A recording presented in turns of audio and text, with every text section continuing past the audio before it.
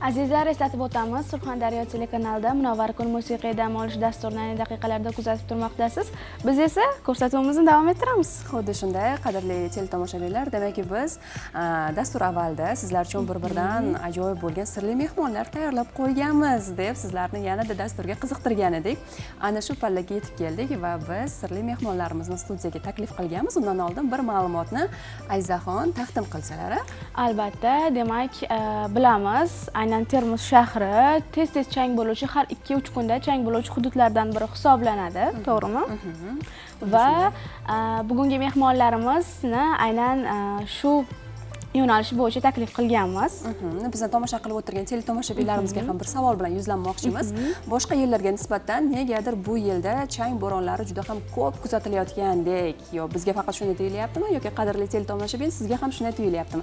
Marhamat, fikr va mulohazalaringizni Telegram ijtimoiy tarmog'imizdagi Munavvar kun takliflar va murojaat guruhiga yozishingiz mumkin. Ayni holatda ushbu guruhimiz faol holatda, marhamat, bemalol fikrlaringizni yozing va biz o'qib eshittirishga harakat qilamiz.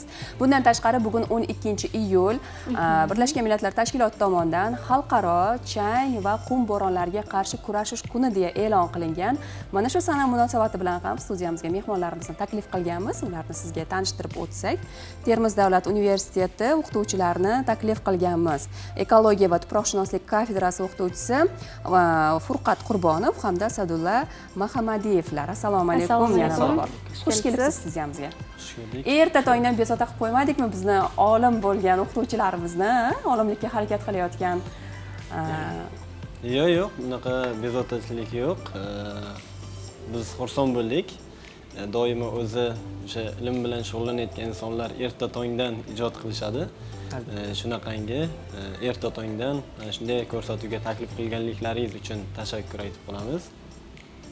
Demak, bugungi kun mavzusi bo'yicha suhbat aytadigan bo'lsak, aynan mening dissertatsiya ishim, aynan ilmiy izlanishim o'sha aynan Surxondaryo viloyatida kuzatiladigan chang bo'ronlarini tahlil qilish, ekologik monitoring qilish va insonlar salomatligiga qanchalik darajada ta'sirlarini baholash bo'yicha ilmiy tadqiqot ishlarim olib bormoqdaman bugungi kunda. Demak, bugungi sana munosabati bilan ma'lumot berib o'tadigan bo'lsak, dunyo bo'yicha chang va qum bo'ronlari eng ko'p insonlar salomatligiga ta'sir ko'rsatuvchi omil sifatida baholab kelinadi. Shunday statistik ma'lumotlarni aytib o'tadigan bo'lsak, dunyo bo'yicha o'sha aynan chang va qum bo'ronlarining ta'siri nuqtai nazaridan bir yilda 70-60 ming inson olamdan ko'z yumadi. Ya'ni insonlar o'limiga sababchi bo'ladi. Ya'ni qanday oddiy changning ortidan, changning ortidan. Chang bo'ronlari shunaqangi xususiyatga egaki, bugungi kunda aynan 2023-2024-yildan boshlab O'zbekiston Respublikasida chang zarrachalari PM2,5 mikrometrlik changlarni monitoring qilib borish dasturi yo'lga qo'yib borildi. Bu yerda ham kuzatib borishimiz mumkin. Chang bo'ronlari qisman kuzatilgan jarayonda o'sha ekolog apparat yordamida biz monitoring ishlarini olib borganmiz bu jarayonda. Demak, PM10, PM5, PM2,5 mikrometrlik chang zarrachalariga bo'linadi. Bu holatda aynan PM10 mikrometrlik changlar me'yordan ortib ketganlik holati. Demak, bunday holatlarda PM2,5 mikrometrlik changlar insonlar to'g'ri o'pkasiga tushib boruvchi burun, o'sha nafas yo'l shilliq pardalarida ushlab qolinmaydigan PM2,5 mikrometrlik changlar insonlarga o'sha yurak ishemik kasalliklari, infarkt, insult kabi va allergik bilan bog'liq bo'lgan bir qancha kasalliklarning vujudga kelishiga olib keluvchi changlar hisoblanadi. Bunday changlar natijasida bugungi kunda yuqorida ham ta'kidlab o'tdik, bir yilda 60 mingdan 70 mingga qadar o'sha insonlar o'limiga sababchi bo'luvchi changlar hisoblanadi. Ya'ni changning o'sha chang bo'ronlari ortidan o'sha insonlar salomatligi yomonlashadi, infarkt, insult kelib chiqadi, insonlar psixologik o'zgarishlar sabab bo'ladi. Bundan tashqari o'sha insonlarda turli xildagi o'sha allergik kasalliklar bilan bog'liqlik taraflarda o'sha insonlarning o'limiga olib keluvchi chang bo'ronlari hisoblanadi. Demak, oxirgi yillarda shaxsan muhtaram prezidentimizning o'zlari boshchiligida mana chang bo'ronlariga qarshi kurashish ishlari jadallik bilan amalga oshirib borilyapti. Bundan tashqari o'sha kuzatishimiz mumkin. joylarda bir qancha o'sha amaliy ishlar yo'lga qo'yilgan. Aynan o'sha 2023-yildan boshlangan o'sha yashil makon milliy dasturini aytib o'tishimiz mumkin. Bularning natijasida o'sha chang bo'ronlarini kamaytirish, chang bo'ronlariga qarshi kurashish omillari ishga tushirib borilmoqda. Shuni ham alohida ta'kidlab o'tishimiz mumkin. Dunyo miqyosida taqqoslaydigan bo'lsak, aynan O'zbekistonimizda yo Surxondaryoda mana shunday chang bo'ronlari kuzatilibgina qolmaydi. Bunday chang bo'ronlar aynan Eron hududlarida, o'sha Hindiston, Pokiston hududlarida eng ko'p chang bo'ronlari kuzatiladigan joylar o'sha Xitoy mamlakatlari, o'sha Mo'g'uliston, Arab mamlakatlari, Afrika mamlakatlarida bunday chang bo'ronlar juda ham ko'p kuzatiladi. Dolzarb va qiziqarli bo'lgan mavzulardan birini o'zingizga ilmiy ish sifatida demak olibsiz. Demak, mana shu ustida ish olib bormoqdasiz.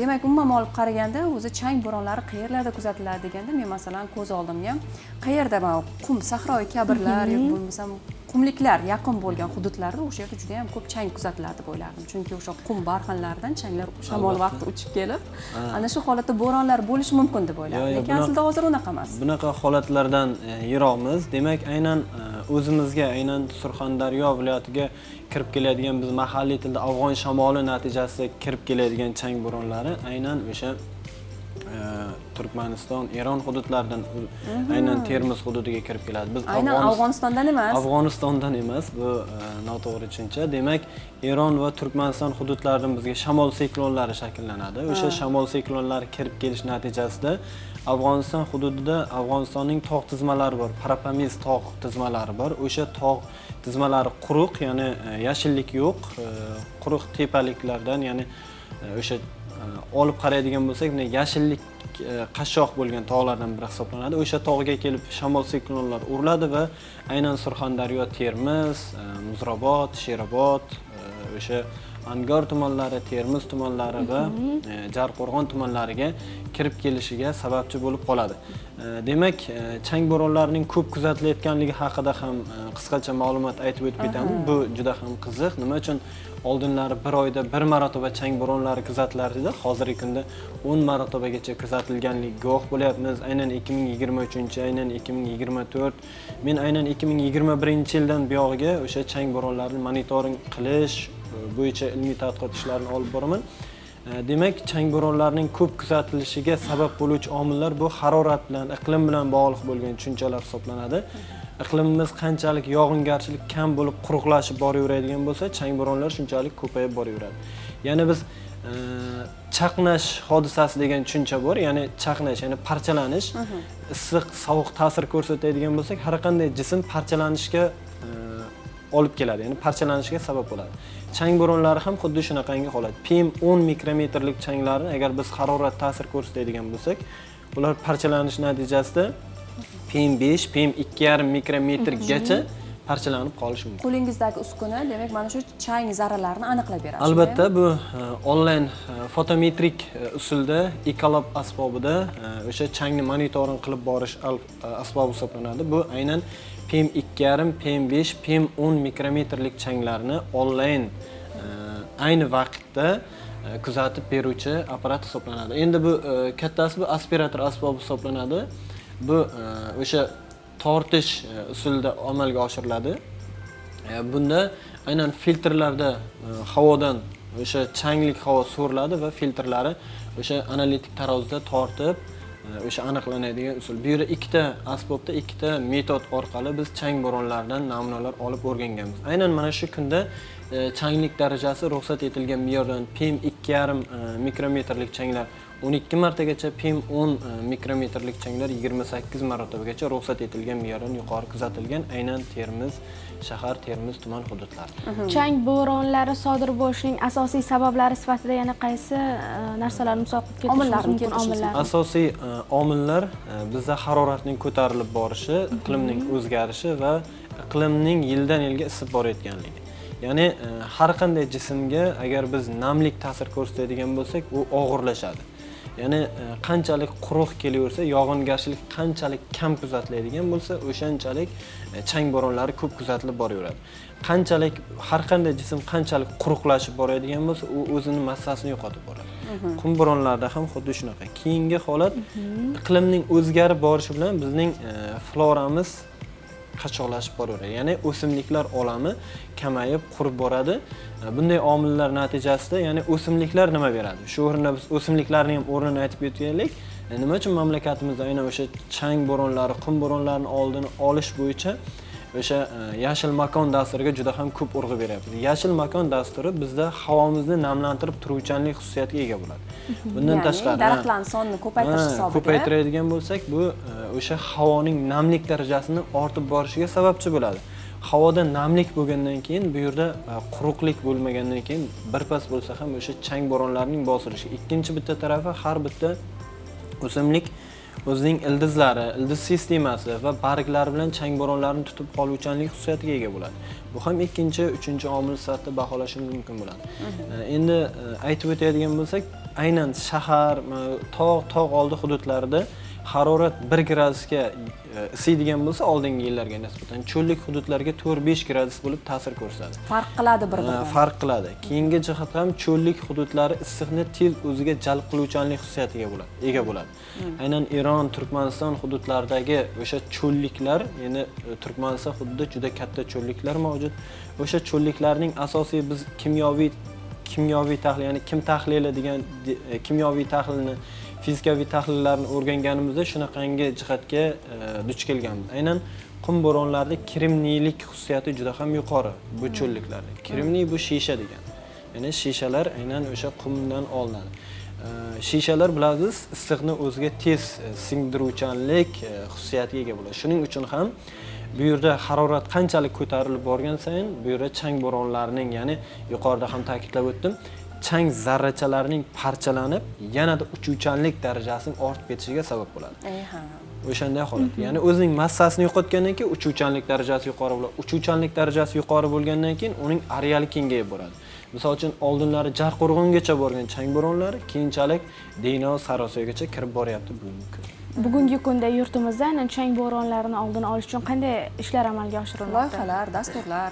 Endi loyihalar, dasturlar haqida marhamat. 2024-yil 24-sentyabrda prezidentimizning 338-sonli qarori qabul qilingan. Bu qaror chang bo'ronlarini oldini olish va atmosfera havosi sifatini yaxshilash borasida birinchi navbatdagi chora-tadbirlar to'g'risidagi qaror. Ushbu qarorda 2024-yil 2030-yillargacha O'zbekiston Respublikasida o'sha chang bo'ronlarini oldini olish va oqibatlarini yumshatish borasida milliy dasturning yo'l xaritasi qabul qilingan. Ushbu yo'l xaritada ya'ni o'sha bosqichma-bosqich 2030-yilgacha bo'lgan vaqtda respublikamiz hududini hamkasbim aytib o'tgandek, yashil belbog'lar bilan boyitish. Ya'ni yashil belbog'lar bu o'simlik qoplami. O'simlik qoplami bu o'sha kelayotgan shamolni ta'sirini kamaytirish, ya'ni shamolni kuchini sindirish xususiyatiga ega. Bu o'z navbatida o'sha chang bo'ronlarini oldini olishga qaratilgan. Ya'ni yuqorida aytib o'tildi, PM10, ya'ni PM2,5, ya'ni bu chang zarrachalarining diametri hisoblanadi. Agar PM10 dan 10 chang zarrachalari atmosferada bo'lgan taqdirda 2-3 soat davomida u pastga cho'kadi.